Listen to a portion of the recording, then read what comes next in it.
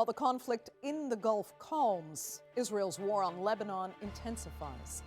With conditions of the two-week ceasefire unclear, Israel has launched its most devastating attacks on Beirut. That while Iran insists it will not restrict its uranium enrichment program, and traffic in the Strait of Hormuz remains heavily restricted. So is the conflict set to kick off again, or can negotiations in Pakistan this weekend avoid a worst-case scenario? I'm Andrea Sankey, and this is the Newsmakers.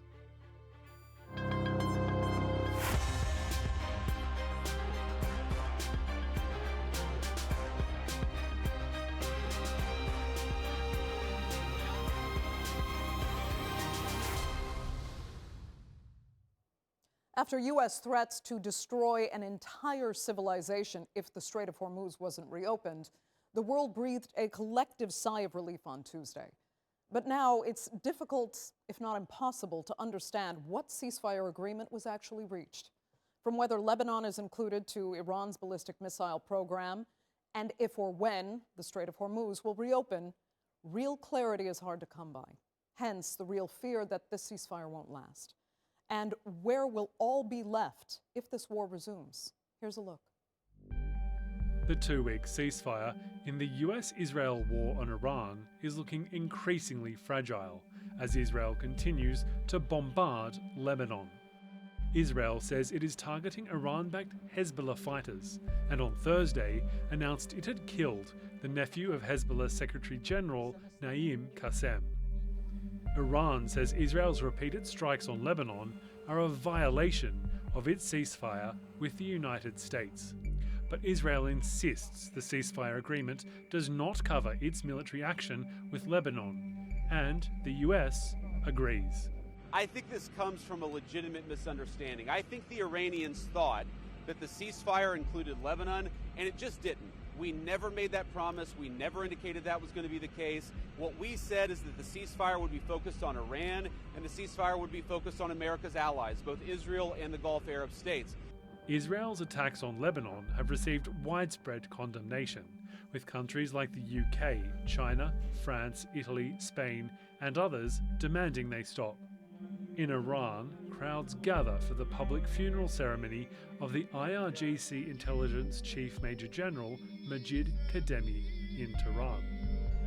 Despite the destruction and loss of life and deaths of leaders, there is still a sense among Iranian government supporters that they hold the upper hand. Based on the 10 conditions set by Iran, which formed the foundation of this agreement, I believe we are entering the stage with a sense of victory and success. However, this depends on the United States, which has repeatedly broken its promises and acted in bad faith during the negotiations, and on the Zionist regime Israel, which has a consistent record of failing to honor agreements. But while publicly, US President Donald Trump has described the 10-point plan as a starting point for negotiations, in reality, very few of those points are acceptable to Washington. Meanwhile, Tehran has not let go of its grip on the Strait of Hormuz, despite the US president's demands that shipping get free passage.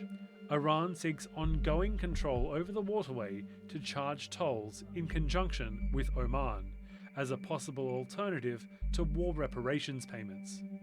But that position would receive guaranteed international pushback.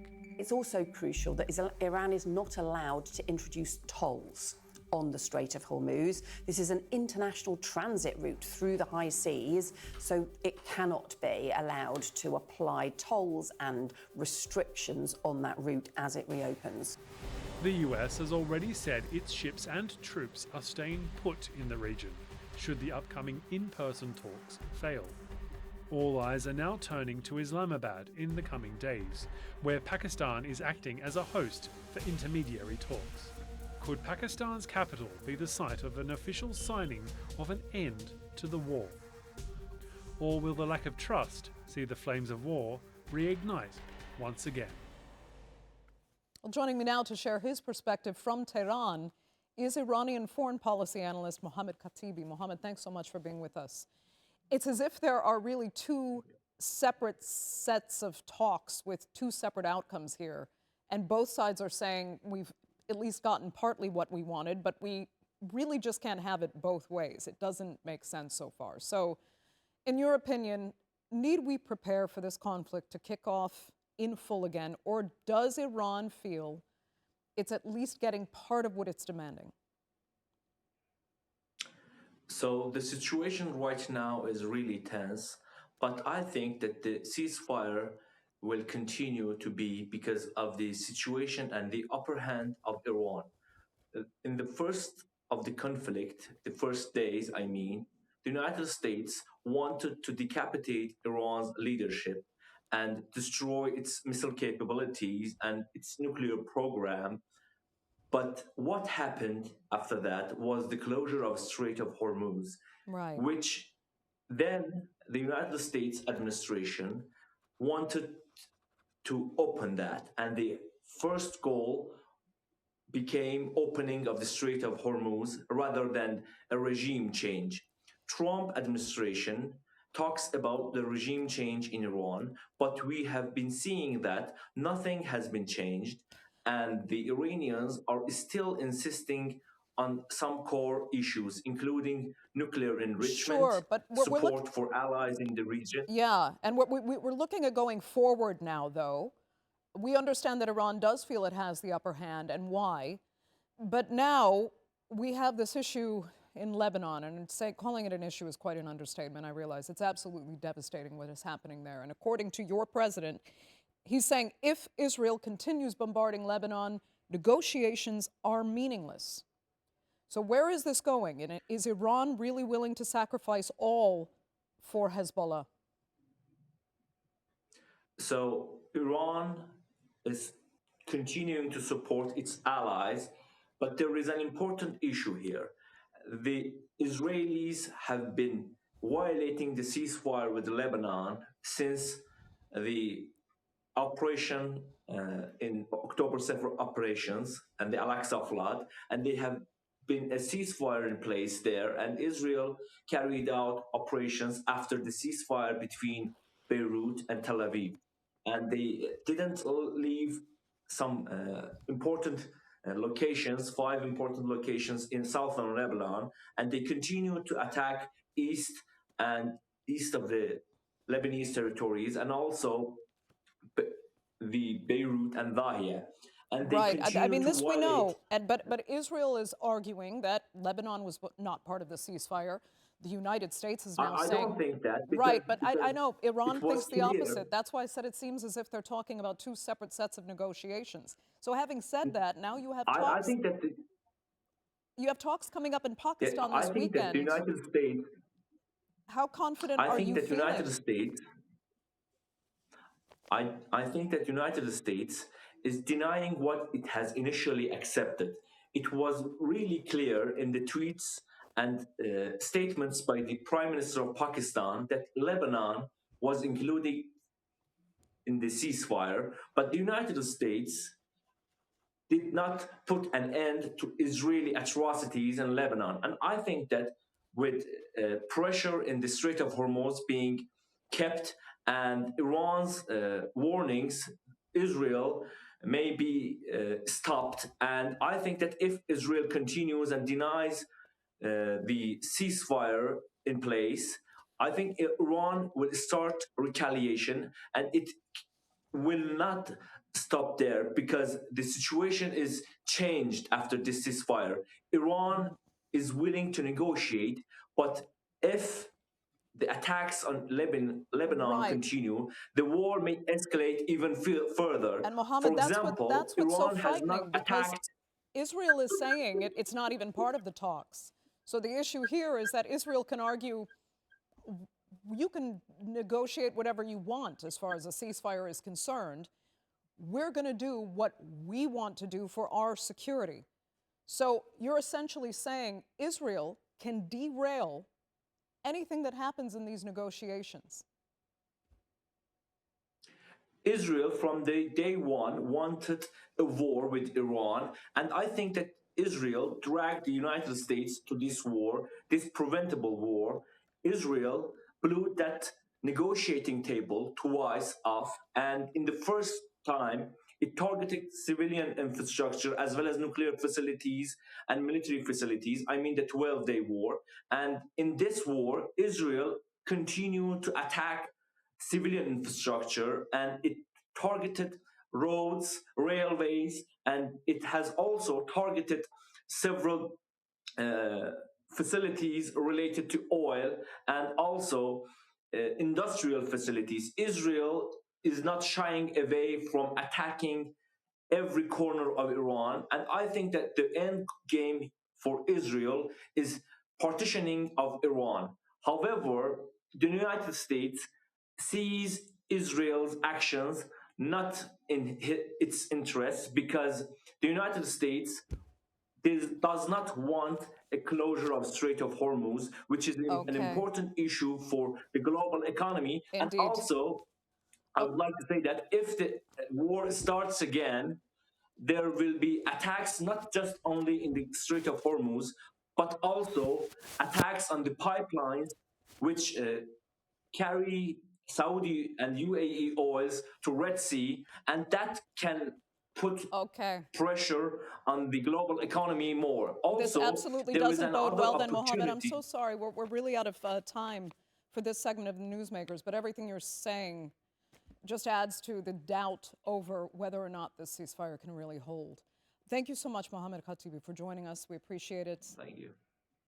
Now joining me to broaden out the perspective are, from Washington, Middle East Program Manager for the Institute for War and Peace Reporting, Reza Akbari. From Tel Aviv, author and journalist at Haaretz newspaper, Gideon Levy. And from Washington, Chair of Republicans Overseas UK, Greg Swenson. Thanks all so much for being with me.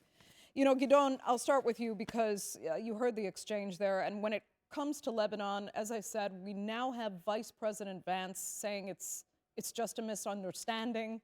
But Israel says it wasn't at the table. They've complained about that. So is it more a case of Netanyahu not caring what was agreed? He's going after Lebanon anyway, as hard as he can, while he can.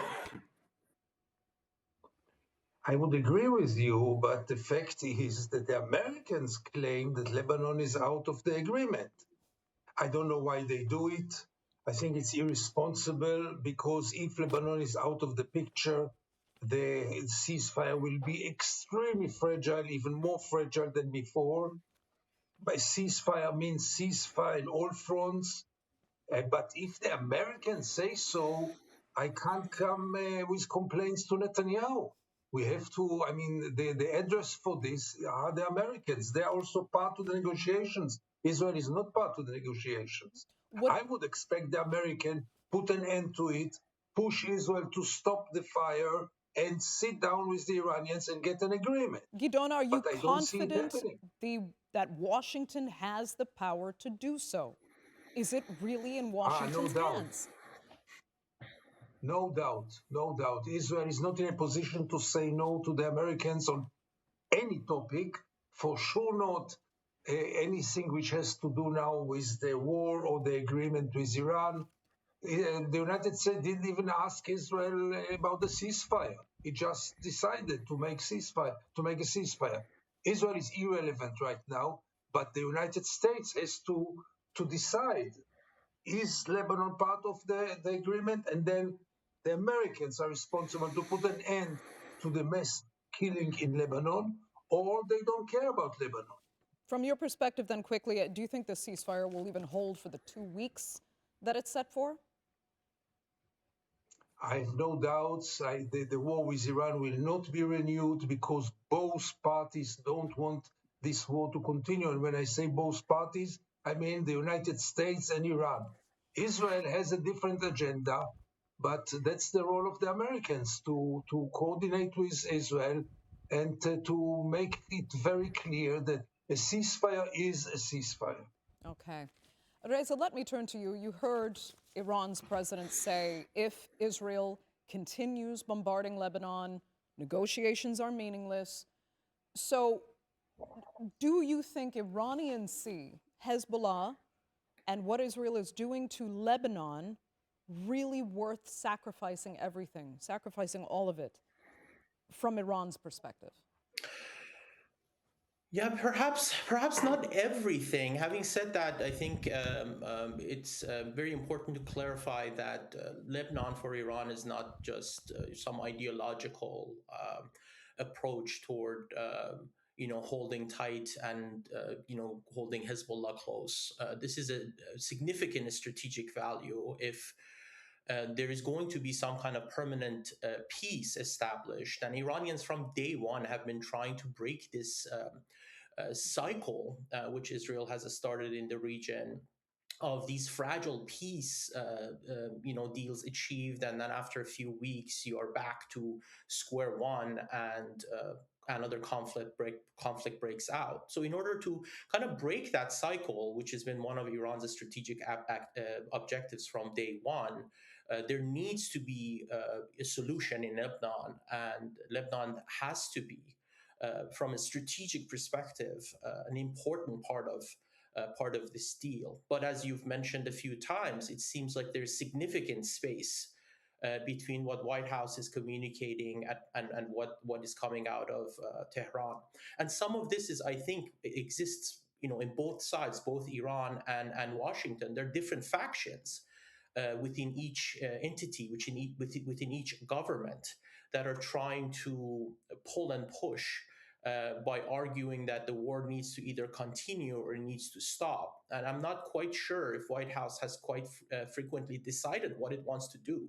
So we are in this, very tepid and unclear and quite frankly uncomfortable situation. Indeed.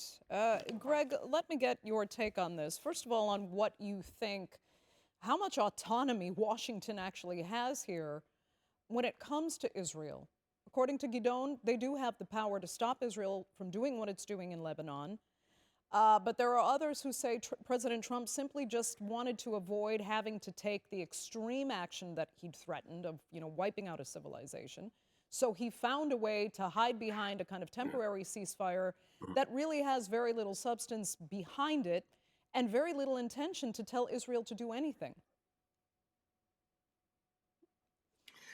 Yeah, there's a lot of moving parts, and I do agree that the ceasefire is fragile, to say the least, because we're dealing with the lunatic regime in Iran that can, erupt at any time. You've already seen some cracks in the ceasefire, as we've discussed, already on the program, and let's not forget that Hezbollah has been firing missiles at Israel. They're embedded in civilian areas. They're still continuing to use people as human shields, just like the regime does in Iran. So it creates a lot of difficulty. I think there was also the timing. This thing happened quickly. The president had a 48-hour deadline. He wanted to, settle or have some sort of a ceasefire before that deadline. The president prefers peace over war. I mean, in fact, most of this conflict is designed to prevent future wars, to basically end the 47-year war, but also prevent conflict in the near term. And so, in many respects, I think the U.S. jumped at the opportunity that when the regime finally came to the negotiating table and agreed to a ceasefire, again, very fragile, but I just don't think there was time to bring in the Israelis. I know that, of course, they were somewhat annoyed that they weren't included in the negotiations, but, this wasn't really a negotiation. This was just an immediate and quick effort to get to a ceasefire and then get to negotiations. And I'm quite sure that the situation in Lebanon will be a critical part of the discussion between the parties here. So it's delicate. I get that. Okay. It's very fragile for sure. And I think that it would be wise for everyone to put the missiles down, put the guns down, at least temporarily. Gideon, I want your opinion on what Greg's analysis was there. But Greg, just quickly, I need to ask you about the domestic state of the U.S. right now in response to this conflict. And when you hear people in the media who used to, fully support Trump, who helped him get elected, turn on him 180 degrees and actually admit regret, does it worry you? I mean, I'm talking the likes of, Megyn Kelly, Joe Rogan, Piers Morgan. This war has set them off, and they're not even ashamed to say that they regret ever having supported him. Right. Yeah, no, you're absolutely right. I think there's some of the kind of MAGA media people, and you mentioned Megyn Kelly, there's also Tucker Carlson, they have definitely flipped. And I think that shows, maybe a crack in the armor. And of course it worries me. But what's interesting is the base has really stayed with the president. I'm not suggesting there aren't cracks and there isn't some dissent, and you've mentioned that. But I think generally speaking, the conflict's still polling at 90 with the so-called MAGA wing of the party that we call it the base, whereas the country club Republican wing, let's call it the traditional Republican Party or the Republican Party ex-MAGA, is a little softer on their support, and I think that has a lot to do with general support for the president. The MAGA base, not the elements on the margin, the media people, but the base actually trusts in the president's decision making and trusts in the outcomes that he delivers. So far, the base has stayed with him. I'm not suggesting that there aren't cracks, though. Okay, you don't go ahead. I mean, a lot of analysis there, but yeah, what's your take from Tel Aviv? I can't tell about domestic American politics. I just know that the president is very low in the polls before this war, and I guess it's much worse now after the war. But that's none of my business. My business is that Israel killed yesterday around 240 people in Lebanon, and I can assure you that part of them, if not most of them, were innocent people. This was unnecessary. This comes in times that someone is trying to create something more peaceful in the Middle East. I don't want to speak about peace, but some kind of stability. And I'm really deeply, deeply disappointed from the American administration letting it happen. I mean, either Donald Trump wants to get to some agreement with the Iranians, then he has to stop this killing in Lebanon. It will not work together. Unless he doesn't care anymore, he lost interest, and he's already maybe in Cuba, maybe in somewhere else. And for him, this page is over.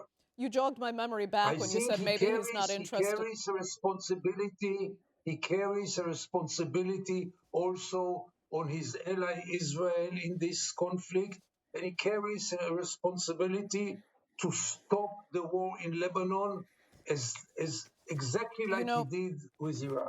Sorry, Gideon, I had some audio problems there. I was actually going to say, you jogged my memory back to when President Trump actually wrote to the Norwegian government saying, you didn't give me the Nobel Peace Prize, so why should I now be interested in peace? So maybe he's not. Maybe peace really isn't part of the agenda here, and somehow there are benefits to keeping this war going either through Israel or the United States or both via Iran. But let me get back to Reza quickly, because just final issue here. If you can talk about the peace agreement itself, what was really agreed? I should say the ceasefire. What was really agreed here? The Strait of Hormuz, we know, isn't open. Lebanon is being demolished. Iran says it's enriching uranium. Have they agreed on any of the 10 Iranian points or the 15 American points that were out there? Is anything in agreement? As far as I can tell, no. I mean, there are so many different talking heads these days, and some of the fissures that we talked about both in Washington and Iran. There's not that much consistency from the Iranian side either. You have the Speaker of the Parliament, for example, Ghalibaf, essentially tweeting yesterday that the ceasefire or the preliminary agreement has already been violated because of what is happening in Lebanon. You have factions within the country that are still, pushing, more moderate figures like Pezeshkian and individuals who might not be that empowered these days to actually make any decisions calling for peace. On the American side, I think we've relatively covered it. But to make a brief point about what Greg was saying, I think he briefly referred to the Iranian regime as a bunch of lunatics. I think that's exactly the type of language we need to avoid these days. And he ended his remarks by wisely saying that missiles should be put down, which seems to be to the benefit of all sides, including Lebanon, Israel, Iran and the United States. So I think this type of harsh and caustic language is not ultimately to the benefit of the negotiation process. And the same goes with the type of language that Trump is using. I think these type of maximalist threats and destruction of civilization and so on and so forth, it's only going to empower the hardline factions in all sides of this conflict, and it's not going to necessarily get us to a point where further negotiations, as Greg put it, which is going to require significant patience. This is a very complicated conflict with a tremendous number of stakeholders and interests, and we need patience, and we need a long process, which is more than likely, even if the negotiations move forward, is not going to be concluded within 2 weeks. Okay, Reza. So this type of caustic language and impatience is not going to benefit anyone. Reza Akbari, that will have to be the final word for this edition of the Newsmakers. I'd like to thank all three of my panelists so much for being with me, and our viewers for joining us as well. Remember, you can follow us on social media, and do be sure to subscribe to our YouTube channel. I'm Andrea Sankey. We'll see you next time.